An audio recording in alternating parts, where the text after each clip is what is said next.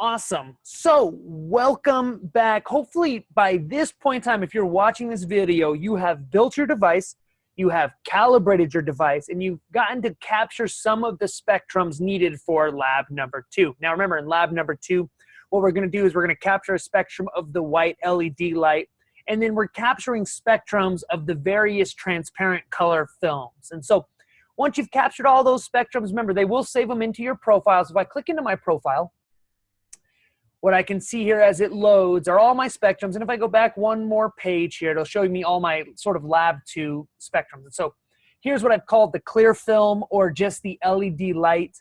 And then from there, I have the purple film, yellow film, orange film, and green film. Now remember, one of the most important things is as soon as you've captured your clear film or your baseline of the white LED, that device and that light source cannot move from that moment forward as you're capturing the remainder of your films. Once again, because what we're doing is we're creating a comparative test between the intensities of light from the clear film to the from the clear film or the white LED light to the colored films, that because we're creating sort of a ratio in the intensities, they cannot move from your baseline. Now, what I've done is I've just opened up my clear film and I've opened up my purple film in these other tabs. So if I click in here, I can see here's my clear film tab, and here's sort of my purple film tab.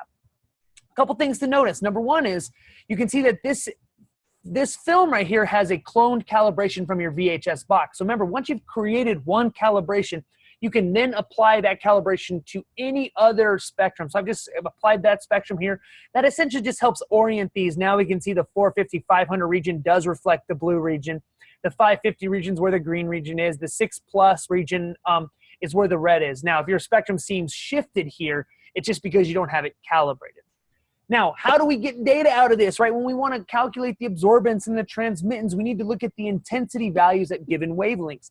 And our best friend right here is this CSV file. And if I give that a good click, it will download the CSV file for this clear film. Now, it gives us in some sort of numeric, setting here. But if I go ahead and click on that guy right there, you might get something like this that pops up. Here is essentially the CSV file for one of my spectrums. And if you look way over here on the left-hand side, this is all of the wavelengths in nanometers, all the way from 200 and change, all the way to about 830 and change. Now, of course, the visible spectrum sort of here in the middle in that, 400, 750 region is what we care about the most. Now, the rest of the variables that we're looking at here, so if I go all the way back up to the top, bear with me here. What we have is we have the red, essentially the amount of red light, green light, and blue light, or the average of the three together. And so that's sort of the most important thing for me. This average value right here is the intensity value of the light at each one of those given wavelengths. Now, don't worry about the unit here, because at the end of the day, all we're doing is setting up a ratio, so the units would cancel anyway. So let's just consider it to be unitless for now. And if I scroll down here somewhere, now we can see, at 448.474 nanometers, we had a light intensity of 23. So if you're following on that, what we're going to do now is this is the intensity of light for one of your spectrums that we're going to compare to the baseline. We're going to be able to calculate our absorbance and our transmittance based on this average intensity value here. So once again, to reiterate,